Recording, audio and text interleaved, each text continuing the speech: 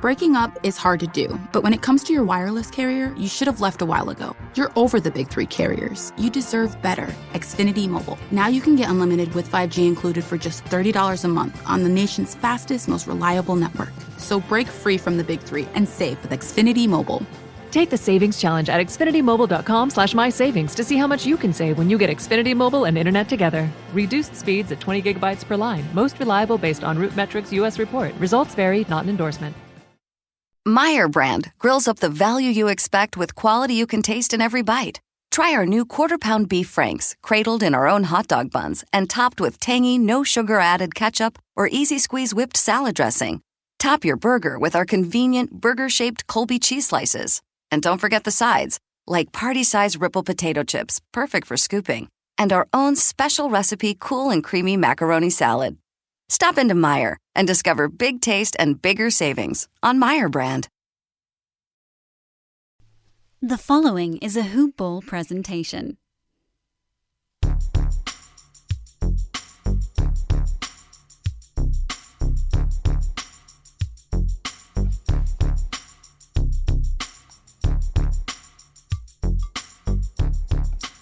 Hello and welcome to the Hoop Ball DFS Today podcast. I am your host, Mike Apatra, and I'm not flying solo. I'm not riding solo. I have a co-pilot. I have a good buddy. I have somebody new to introduce to you guys. It's somebody that if you've been reading our daily fantasy articles over here at Hoop Ball for a little while now, you already know. But he's new to the airwaves over here for DFS Today. I'm happy to have you, man. Welcome aboard. You've been crushing things behind the scenes, and I'm glad that everybody else now can experience the winning plays that you're just writing, but now they get to hear them. But I'd like to welcome Sam Canthalupo, good friend of ours, good buddy of ours over here at Hoop Ball. He's a good part of this team, strong part of this team. But, buddy, how you doing, and welcome? I'm doing well. Thank you, Mike. I appreciate the opportunity, and thanks for having me on. Absolutely, man. So why don't you take a quick second? We got some time. We only got 6 games that we're going to be talking about. By the way, guys, if you haven't known, if you don't know this, if this is the first time you're hearing the date and knowing what today is, it's Monday. It's a wonderful May 10th. So that's the card that we're going to be talking about. 6 games on tonight's docket. But before we jump into it, man, tell the people a little bit more about you. I guess some of your experience playing in DFS and just maybe a little fun fact, something that people might not know about you. By day, I am an actual DJ. I get the question a lot. I use the name DJ Sammy Caps on social media. If you've been reading the Layup Line articles, you will see my handle is at DJ Sammy Caps on Twitter. And yeah, I'm an actual DJ. I think that's all I got. That's interesting enough. You know what? And people out there listening might listen and say to themselves, no, you're actually not the first Hoop Ball DFS Today team member that was DJ. Brenton Eckersley, good friend of ours, he used to partake in a lot of these podcasts. He was also a DJ. So we just attract the DJs, man. That's what we do. We just go to raves and we pass out applications and we just say, hey, who wants to jump aboard? No, man. But in all seriousness, you provide a wealth of knowledge. I'm really looking forward to doing the show with you, getting to pick your brain a little bit, getting to bounce some things off of you. And hopefully we together, the combination, we could just win people some money. But we got 6 games to jump into. Before we jump into those, though, quick little shout out to our presenting sponsor over at MyBookie. You guys already know about them. You've already heard about them if you listened. But maybe you just haven't checked them out. Maybe you thought, hey, I'll put it on a back burner. Well, now's the time. Head over there. Head over to mybookie.ag. And when you sign up, it's going to have a little box. It's going to say, you have any promo codes? You're going to say, yes, I do. It's called HoopBall, HOOPBALL. You put that in there, you will get a 50% deposit match on up to $1,000. So you put in $1,000, they give you $500 for free to play with. You put in $100, they'll give you $50 for free. Either way, it is free money. Head over there, mybookie.ag, for all your sports betting needs. And maybe it's late at night and you just need to recoup a little bit. Maybe you're over the top, all profits. Head to their fully fledged casino platform, all table games, slot machines, everything you need over at mybookie.ag, guys. All right, Sam. We got a game. We got Washington Wizards traveling to Atlanta. It's a 7:30 Eastern Standard Time game. First one of the night. We do not have any game totals or any injury. I'm sorry. We have the injury reports, no game totals, no spreads. Assume that's probably going to be the case for the rest of the season, just with all these late scratches, rests, injuries, everything else going on. But we'll start off here for the Hawks. DeAndre Hunter, Tony Snell, both considered questionable. Cam Reddish has been rolled out, while Denny Avdija, Bradley Beal, Thomas Bryant have been rolled out. Beal looks like he may be sitting out the rest of the regular season. They're kind of going to have to wait and see on that after he was hurt in that last one. But I'm going to pass it over to you. I mean, it just feels nice and right. Give you first crack at this Washington team. I feel like this is just a softball question with the way that Westbrook's been playing, but who are you looking at over here? Yeah. First off, I want to give a big congratulations to Westbrook for tying Oscar Robertson's career triple-double. I believe it was Friday's game. He tied that. That's definitely a very big accomplishment. And I believe it's been standing since the 1961-62 season. So that's kind of a long time. And I don't think we'll see it again in our lifetime, to be honest. I mean, it's something that I think a lot of people just take for granted. It's you hear people say, well, yeah, if everybody played like that, they can go get a triple double. Thing is, nobody can play like that. He's a one of a kind player. We're seeing it. The other guys that you see on a nightly basis, or you can't even say on a nightly basis, but can predictably turn out a triple double. Are generally your Ben Simmons or LeBron James, bigger forwards who can play down low a little longer in a game and not face those bumps and bruises. Westbrook, dude's just a wrecking ball, and I'll never take him for granted. I was one of those guys. I took him for granted for at least a year. I'll give myself at least a year of where I was getting tired of Westbrook, but no, I'm not. I'm ready. I've been playing him every single night for probably the past 2 months, and I'll probably continue doing it. With this Wizards team, it's hard not to. I'm looking at this slate, 11K. Until this dude's 12K, no Beal.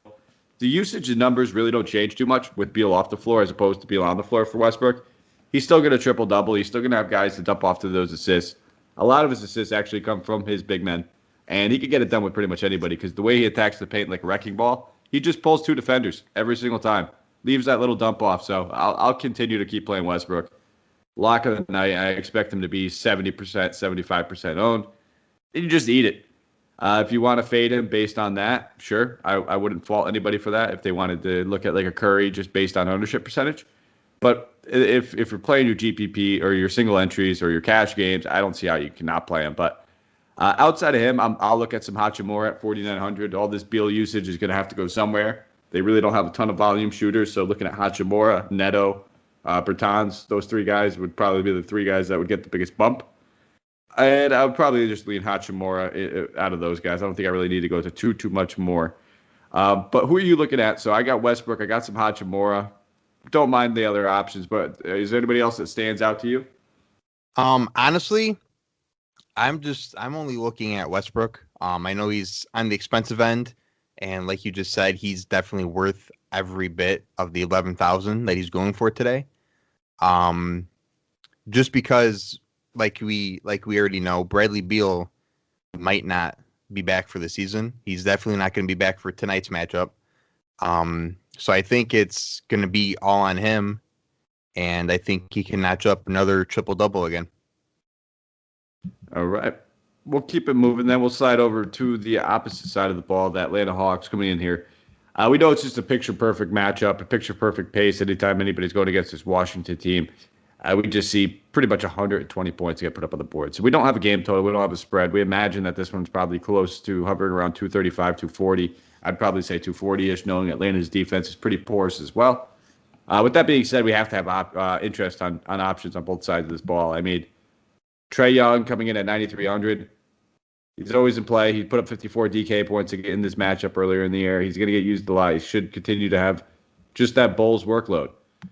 9,300, it's a fair price tag. We're going to have some other options that we talk about. I prefer to just attack this Washington team in the front court, just knowing how weak they've been continuously time and time again. Clint Capella feels like a great option to do so. He's been on a down games past few. Price tags dipped down to 8,400, where at one point this guy was touching on 9K. I think he was 9,200 at one point. That was at the end of April. So with the price decrease, we can start to look at him. I think this is a great matchup. There's going to be a few centers in that price range I like, but he's definitely one of them. So I'll be definitely looking at some Capella. I like Kevin Huerter in this matchup at 4,900. He's been getting a little bit of more of a secondary ball handling usage. So he's there as an option as well. But probably the only two guys I'm really looking at, and I wouldn't mind Trae Young, but he's not a primary play of mine just yet. But depending on how my builds work, that might change. Who are you looking at over here on the Atlanta Hawks team? And is there anybody else I think that maybe that I missed that you're that's standing out to you? Well, I'm definitely also looking at Capella. Just like you said, he is a little pricey. He has had downward games, but he's still going to be in there for 30 plus minutes. So I think he could definitely turn the ship and get back to where he should be playing. I am also looking at John Collins.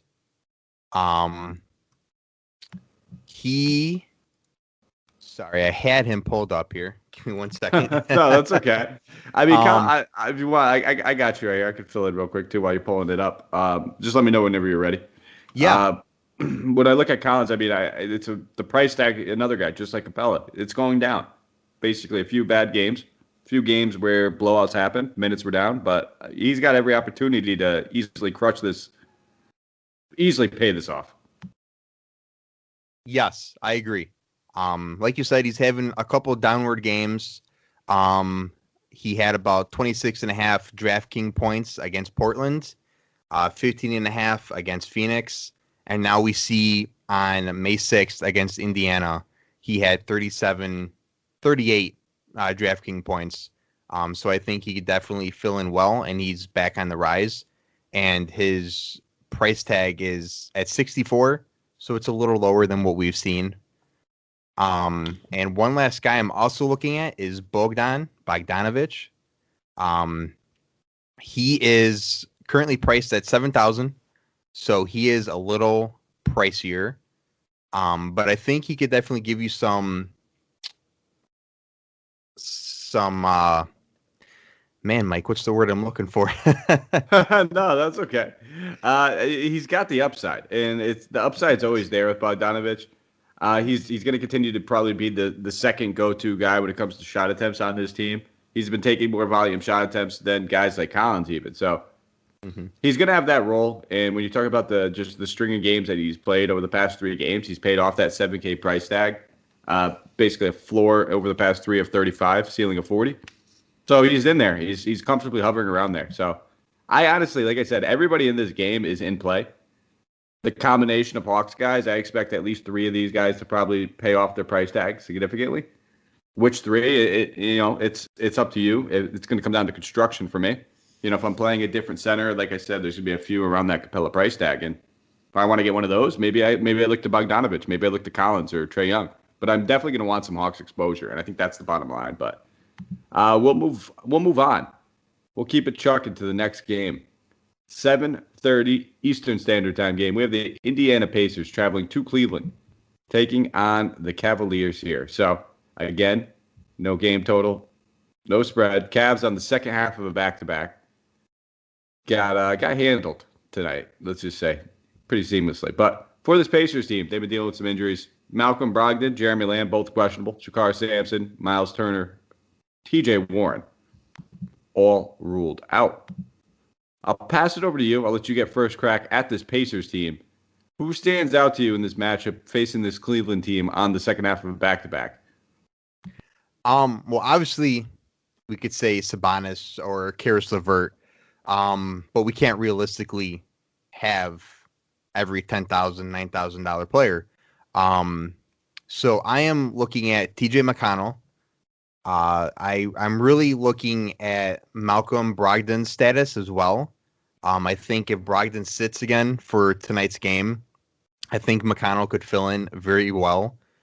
He had 35.5 DraftKings points against Atlanta, and then their last game against Washington, he had 20 fantasy points on DraftKings. But I think he could definitely fill in. He will get higher 20s, higher to mid 20s in minutes. And I think he could take advantage if Brogdon definitely sits in this one. Yeah, and I think that's what it comes down to for me as well, is just Brogdon's health. If Brogdon plays, we're not playing him at 8,900. I think that's just too much. But that completely takes LeVert out of play for me. It's just LeVert's basically playing that pseudo point guard right now. And without that, the usage just gets down to a point where he's not worth 9K in my opinion. I don't think I'll play LeVert either way, personally. But that would, obviously if Brogdon plays, that takes McConnell out of play for me. 5,700 for him. That would be too expensive. But at 5,700 with no Brogdon, if McConnell's going to play significant minutes, handle the ball, have the opportunity for the steals and blocks, steals and assists, then absolutely. The minutes have been down over the past 3 games. Again, doesn't mean anything. He's a dude that's just lightning in a bottle, and he's a great point per minute producer. So I don't see myself necessarily falling to too much in here. I feel like I just been hitting Sabonis too well. I got him in both those games, in those Washington games where it was just fantastic points, 70-plus DK point performances. A little bit of a different matchup here going against Cleveland. So he's in play for me. I still prefer Westbrook, and I think there's somebody else I'd rather play that we'll get to pretty shortly, but we'll have to see. This game is more meaningful than some of the others. On the Cleveland side of the ball, there is a play on here that I absolutely do like and I love. To be one of my favorite plays of the night. And that's going to be Colin Sexton, 8,300. I'm going to be all over Sexland. It's just this dude's just been an absolute beast. He's got some flack with the media saying his teammates have been getting upset based on his shot selection and his usage and all those things. But that's not going to stop this dude from just being the usage monster that he is. Price decrease over the past few games. We're talking about a guy that was at one point priced upwards almost 9K. Talking about down at 8,300 in a matchup like this, if there's no Brogdon, we've just been seeing team after team torch this Indiana team. The Pacers have just been bleeding points ever since Miles Turner's got hurt. And when we talk about some of the opposing teams and their points totals against them, 3 out of the past 4 games, teams have scored at least 126 against them. And one of those, it was up to 154. Point guards have ravaged them. So I think Sexton's in a good spot to take advantage of the opportunity. In at 8,300, that price tag might just be high enough where it steers some people off of him. But definitely going to be my top play on this side of the ball. Probably one of the only guys I will be looking at on this side of the ball. I think we might be able to take advantage of a little bit more value if we see some of these guards sit out again. I believe we saw City Osman, Garland, if both those guys sit one more time. We'll probably see Dotson and Cabincelli play a few more minutes. But that's probably it for me, man. It might just be Sexton. How about yourself? Yeah, I agree. I kind of went a little deeper. I want to take a chance on Jared Allen, to be honest. I know he's had a couple down games, but we've seen that he can definitely handle the load, and he's a player that could put up points and definitely help us win some money on the DFS side. I don't fault you on Jared Allen, but he's always been like that mysterious guy where it's like if we knew he was playing 35, 38 minutes, yeah, absolutely. He's another point per minute machine. Yes, definitely. I agree. And his salary's even down for tonight's game at 6,800 to where it was low to mid 7,000s. So I think if he could put together a nice game, he could definitely help us out tonight. All right. Well, besides Jared Allen, do you have anybody else over here on the Cleveland side? Or are you ready to move on to the 8 o'clock game? I do have one more guy. I want to take a look at Dean Wade. I know there'd be a lot for him to have value, but I think if Osman definitely sits, and I believe Love will be sitting as well, I think he could be definitely a value type play. He's playing 30 minutes right now, so I think if he has those 2 guys that are, I don't want to say out of his way, but if he has those 2 guys that he doesn't have to share minutes with, I think he could definitely come out and provide some value for his $3,400 price tag. I like that call. I do. It started tonight, I believe, too. So great call. All right, my good friend. We'll keep it moving then. New Orleans Pelicans traveling to Memphis, going against the Grizzlies. No injury report for the Pelicans. Not at the moment, at least. They are in the second half of back-to-back. We got to see the ball versus ball matchup tonight. Pretty fun. But for the Grizzlies, Grayson Allen, Sean McDermott, both of them ruled out. Everybody else should be good to go. The Pelicans injuries that we do know about, or we should still know about, Zion, Brandon Ingram, Josh Hart, all look to be out for the foreseeable future. Would imagine that Steven Adams is lumped right in there as well. So pretty much can expect to see these guys just continue to sit for the remainder of the season. But I'll pass it over to you. We'll talk about this Pelicans team. Who are we looking at? I'm definitely looking at Jackson Hayes. I mean, he just had a monster game, in my opinion, tonight. He had 18 points, 8 rebounds, 6 blocks, and he played 26 minutes. I definitely think with Zion sitting again, he could take advantage of the Grizzlies defense and have at least a similar stat line that he had tonight. Hey, and that's the thing. It's not like it's been 30 plus for Hernan Gomez. I mean, they're pretty much, it's something, and I'm going to say lucky. I did not expect this sort of stat line from Jackson Hayes. I actually had some Jackson Hayes tonight simply because I looked at it and I said, well, they're chopping the minutes in half between Hernan Gomez and Hayes. And Hayes is what, 2K cheaper? Yeah. Sign me up. They both have pretty similar point per minute profiles. Hayes is slightly worse than Hernan Gomez, but not much. There's value to be had, and the same thing goes in tonight. Hayes coming in about $1,200 cheaper tonight, a little bit more expensive than he was the night before, but still some value to be had, and right there with James Johnson as well. But what about the backcourt between Lonzo Ball, Eric Bledsoe? Bledsoe coming off of his best game of the season, finally taking advantage of some of these usage. He put up a nice 20 and 10 type game. So do you see yourself having any shares of either one of these guards? And if so, which guy kind of stands out more to you? I would definitely take shares of both of them. I think I would go more Bledsoe than Ball, just because he's at 5,900 compared to Ball's 8,000.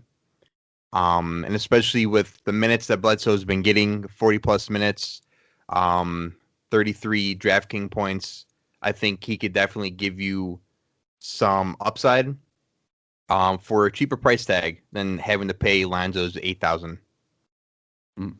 I think he probably jaws the John Morant defense too. He might. We got to see what they do with Dylan Brooks. They might opt to put Dylan Brooks more with Lonzo Ball based on size, but probably have to wait and see on that. I definitely think they're both absolutely in play. I'm probably with you, though. I think I prefer Bledsoe over him just simply because I don't mind Lonzo, but I'd probably just pay the $300 more for Sexton. So I just don't see myself, if I'm right around that price tag or right around that price range, falling on him as much. I think I'll have more Sexton. But on the other side of the ball, John Morant, $8,300, the exact same price as Sexton.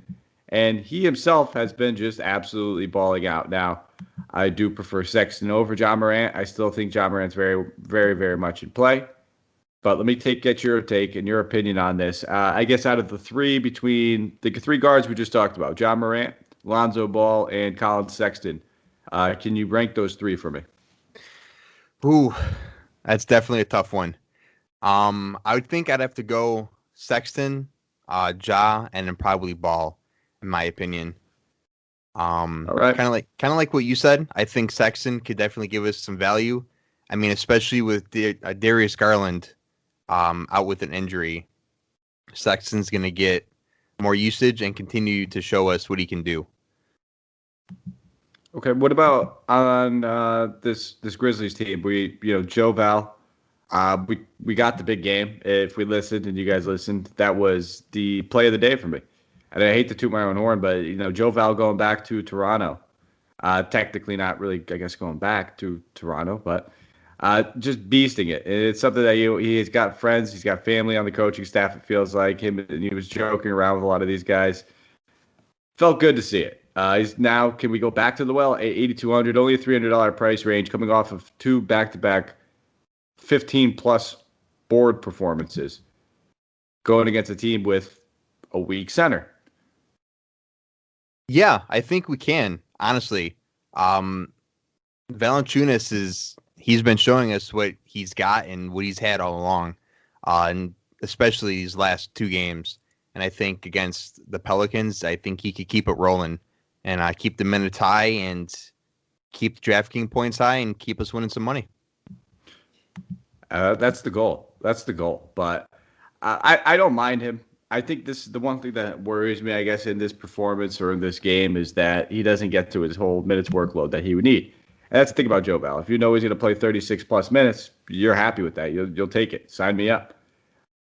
This seems like a game where they can get away with going small. We might see a little bit more Jaren Jackson Jr. at center. We might see a little bit more of name slipping my mind, of course, now Brandon Clark playing some center. Even Tillman's back in this one. So it may be a game where we only see 26 to 28, and Joe Val could easily get us 40 to 45 in there. But when you're paying the 8,200, you want that 50-plus upside. So I'll probably back off of him a little bit in this matchup. I don't think he's a terrible play.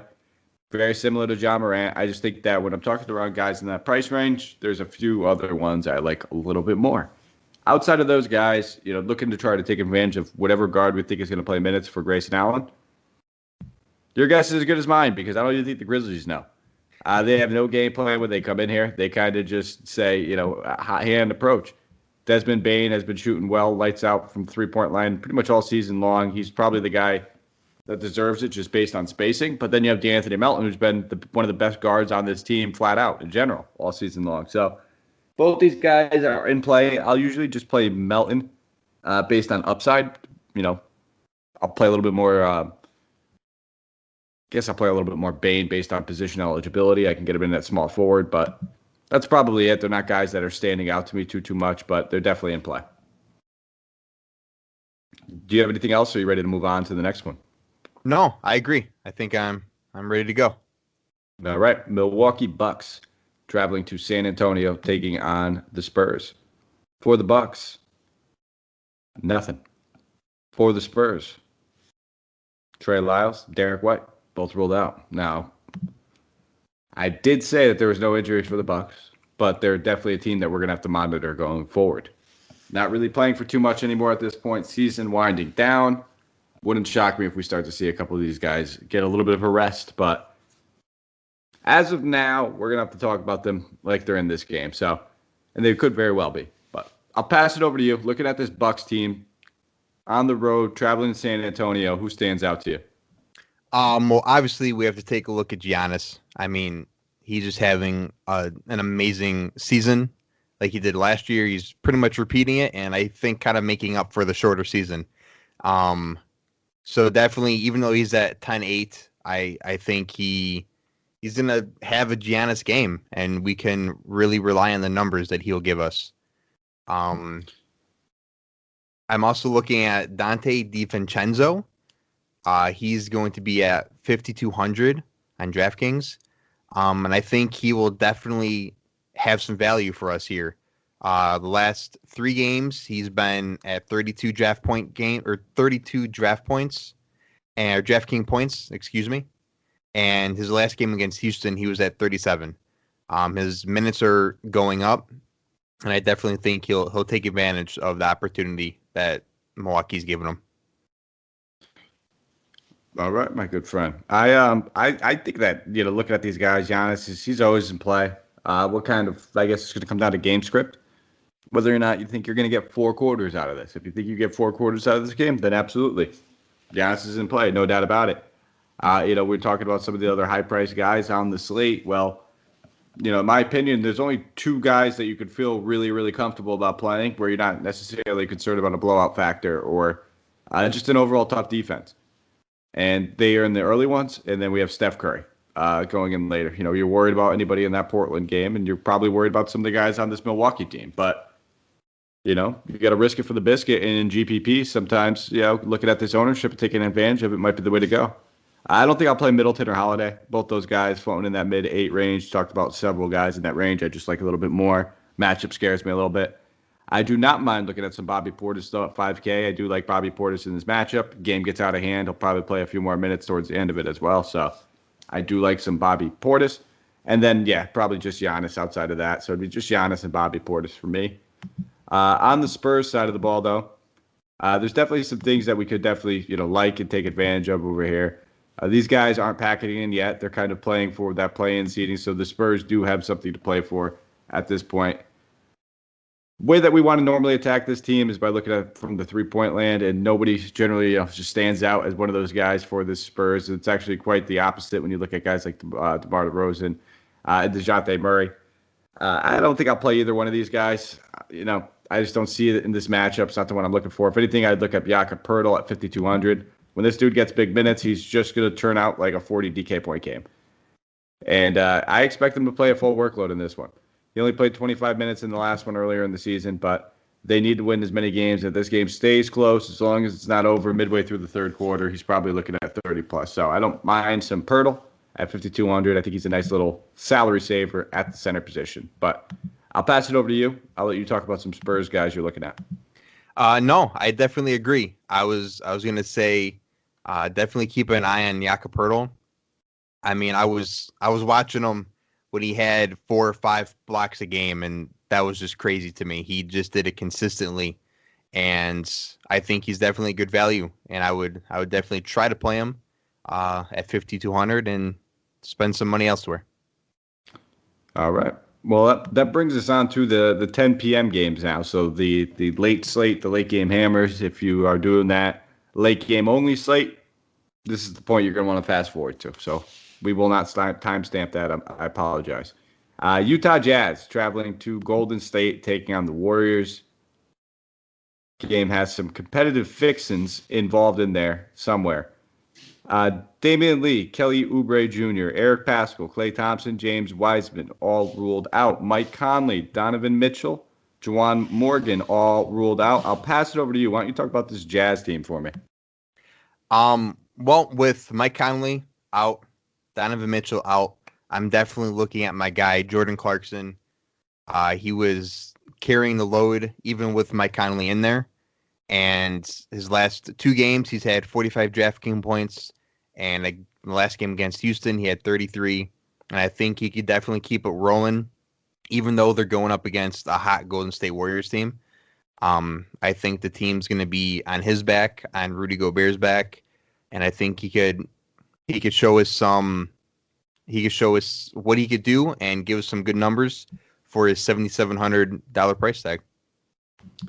Yeah, that's the thing. That's exactly what we need. We're paying for it at $7,700. It's an expensive price tag for Jordan Clarkson, but the usage that he's been seeing with these guys off the floor, it's what he should be.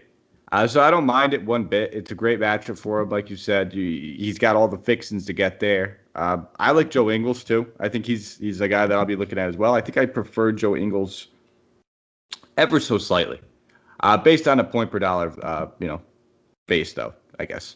Not raw points. I still think Clarkson outscores him.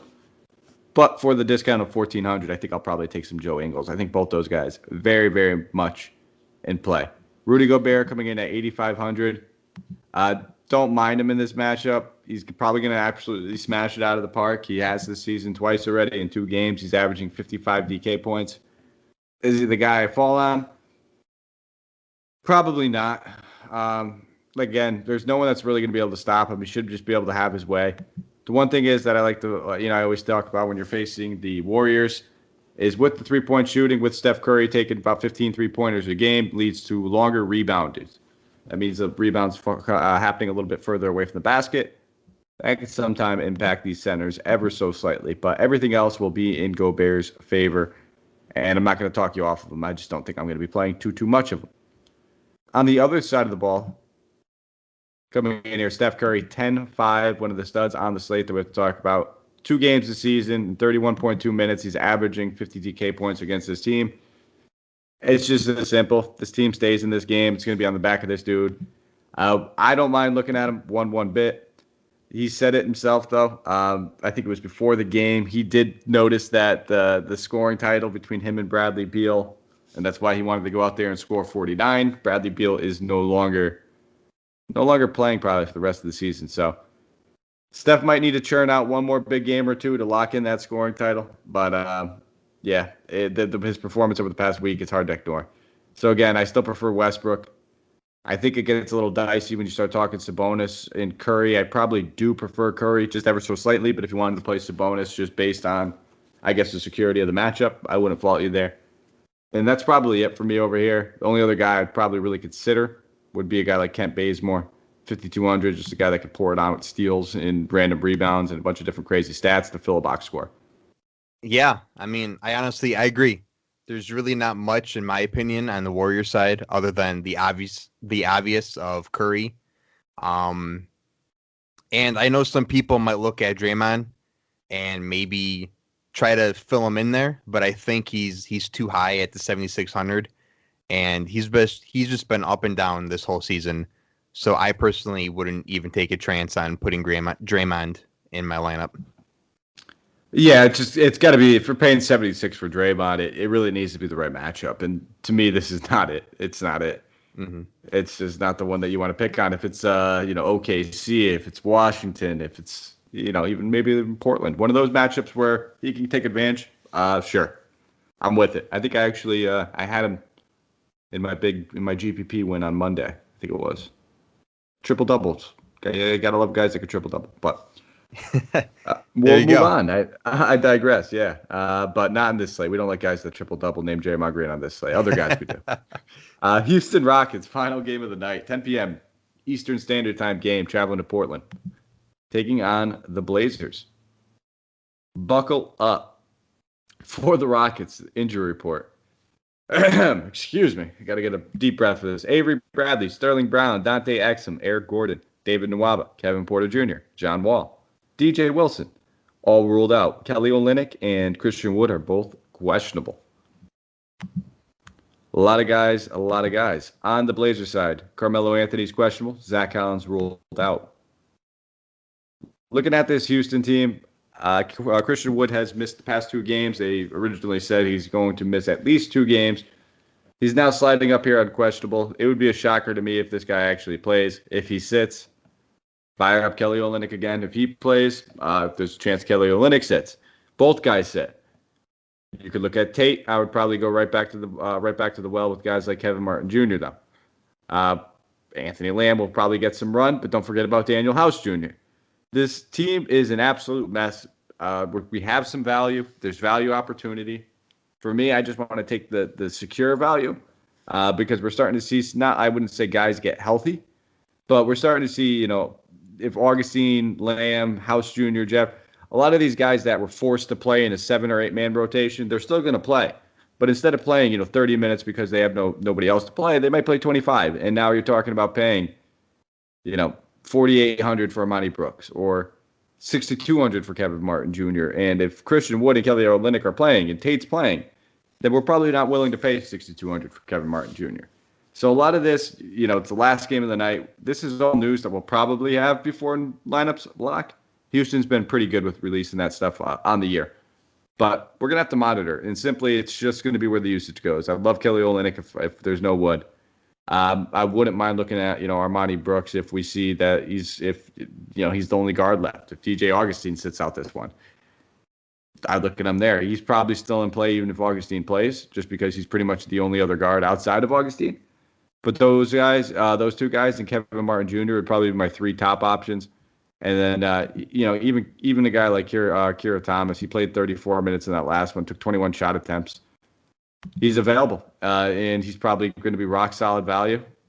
He's probably going to be one of the only options that they have at the shooting guard position outside of Jeffrey. So take your pick, man. They're all value plays. They're all good plays. It's just hard to kind of lay your stamp of approval on any one guy just now without kind of knowing how this injury news falls. But I'll pass it over to you. I kind of just threw a bunch of rambling mouthfuls out there. Maybe you can kind of, organize the thoughts I tried to get out and do a better job of it. No, I definitely agree, Mike. I mean, if Christian Wood sits and Kelly Olynyk plays, I definitely think Olynyk is someone to look at. I wouldn't necessarily say he's a lock just because he has a higher price tag, and I think there's some other guys around his price tag that might have a little more value, even though Olynyk has just been on fire as of late. But if Olynyk does sit, I think I'm going to have to go with Martin Jr., just because we've seen what he could do when Olynyk isn't on the floor. And I definitely think, even though he's a little more expensive at $6,200, he's been producing, and I think he could definitely help us out tonight. All right, my friend. We'll slide over to the other side of the ball then for this Portland Trailblazers. The Trailblazers coming in now. They're in the same kind of run with the Lakers, the Spurs, the Mavericks, a lot of these other teams in the Western Conference with the play-in game and seeding and a lot of things coming down to the wire. So this is a game that they should win pretty easily, handily. I don't expect it to be a tough matchup for them, but I still don't expect them to necessarily take it as a cakewalk. Now, Damien Lillard coming in at 97. I don't see myself landing on Dame too much. I just think I'll have more Steph. I'll have Westbrook. I'll have some of these other high-priced guys. Just don't trust the matchup. If I'm looking anywhere, it'd probably be in the front court.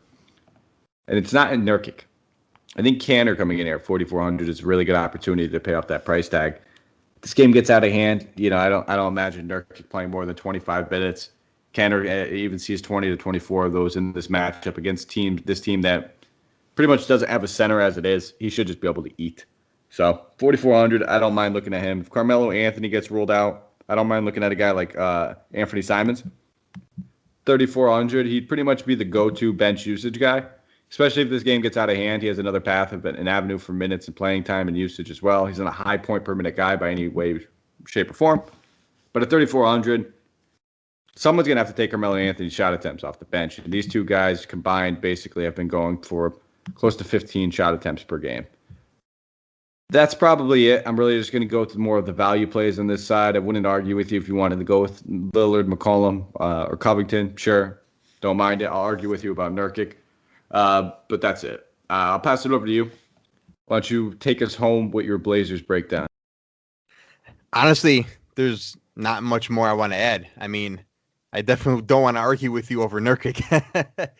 But I can see some value in him. For 7,300, I don't think there's enough value in Nurkic.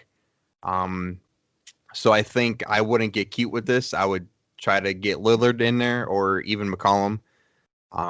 If we could do that. Yeah, and that's the thing. Nurkic. I love Nurk. I just don't think this is the matchup. I want to play Nurkic in more competitive matchups where they have bigs that they need his body.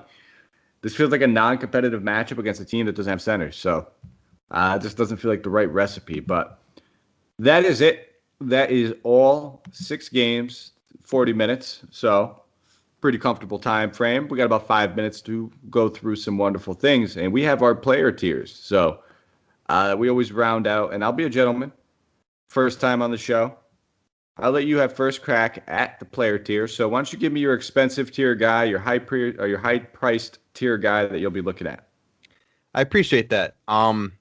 Definitely, I have to go back to Westbrook. I mean, as I said earlier, after tying Oscar Robertson, I think he has many more triple-doubles in him, and especially with Bradley Beal sitting for tonight's game, I think he could pull out another one. I like it. Yes, I will be all over the Westbrook train. I've been pretty much just winning money on a nightly basis with Westbrook. For some reason, people don't like to play guys that only score 60+, but I'll go with Sexton for myself. Colin Sexton at 8,300. I already touched on him probably about 12 times throughout the show. Absolutely love him in this matchup. Love him in this game pace and the environment. Everything that comes with it. Second half of back-to-back. Only played 32 minutes in tonight's game. Still shot the ball fairly well, too. So I'll go back to that well. But now we have the mid-tier price range. So we'll go, we'll go about $7,500 or less. I'll pass it over to you and who you looking at. Man, you really cut me off there. I was going to say Jordan Clarkson, but he's at 7,700. Oh, yeah. If you need a minute, because I probably just threw you through that loop, and I usually change that price tag. If you listen, I'll change it just to mess with people, and it gives me a second to buy myself an extra time. But if you need a minute, I don't mind jumping in here real quick and kind of throwing my play out there. No, I have a good backup. I have a good backup. I'm gonna go with Martin Jr. at 6,200. There is a lot of kind of questions with him, just because, like we said earlier about Christian Wood, Kelly Olynyk, but I definitely think watch Olynyk's status, and if Olynyk sits, I think Martin could have another big game for us. Oh, I like it. Yeah, I'll be watching that situation closely because I like both of them. I like Kelly Olynyk if he plays, and if he doesn't, I love Kevin Martin Jr. as well. Just bought some box of basketball cards this weekend. One of the cards, one in there was actually a Kevin Martin Jr. autographed rookie card. So pretty cool. Pretty cool. I actually had his dad's. Dad's way more tough, though. But for my mid-tier play, it's going to probably be another one of those guys. I guess we can go with the injury caveat. So, on second thought, we'll take that away. I'll go Joe Ingles. Just a guy that we know we can play rock solid inside and out, value-wise, cash, GPP. I think he's comfortable enough in either one of those types of matchups. He's averaging about a point per minute against the Warriors this season. Give him 30 to 35 minutes, you should be looking at about a 30 to 35 point DK point return. And at 6,300, we'll take that value. I think that's a rock solid value. So now that brings us home to the value, 5K or less. I'll pass it over to you. Hit me with it. Honestly, the only one I have down here would be Dean Wade. I definitely think if Love doesn't play, that I think he has some good value here. He should see the low 30s, high 20s in minutes, and I definitely think that he could help us out in tonight's matchup. I thought you were going to come at me with Jackson Hayes. That's where I thought you were coming with. You were pretty high on him before, so that's what I thought you were. Both great options, but I will. I'm torn on two guys, both playing a similar position. I like Bobby Portis, but if you want somebody that's a little less risky, Bobby Portis I would only include in GPPs. I wouldn't use him in cash. We'll go Rui Hachimura at 4,900. So somebody's going to have to get some of this usage with no Bradley Beal now. Hachimura over the past 3 games has taken at least 11 shot attempts, 19 in that game against Indiana. Granted, it was a 154 to 141 game, but this game should have a massive game total as well. So 4,900 for a guy that I'd expect to have double-digit shot attempts. Yeah, I'm cool with that. Sign me up. I'd be looking at about 30 DK points in this game. I'm going to say 28 to 30. And at 4,900, I think that's a rock-solid value. So that is it. That takes us home. Thank you guys for listening. If you have a moment and you want to follow us on Twitter, you can find me at Mike Apotria. That is MikeApotria. You can find my good buddy Sam at, you heard him say it before, DJ Sammy Caps. That's DJ SAMMY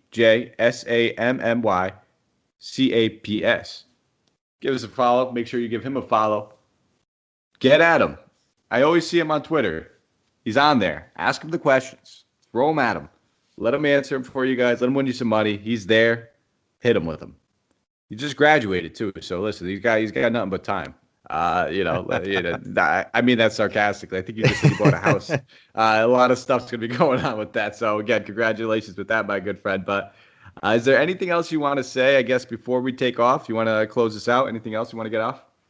No, I just want to say thanks again for having me on. And I look forward to many more successful podcasts, Mike. Absolutely. Many more to come. But thank you guys again. We will be back tomorrow. It'll be Will. It'll be Santino. They'll be bickering. They'll be betting with each other. They'll be fighting. There'll be fun memes and GIFs going on Twitter the next day. So make sure you guys catch that. And then give us a nice thumbs up, like, subscribe, all that good stuff wherever you listen to the podcast. So thank you guys again. Let's go out there. Let's crush some tournaments and win some money.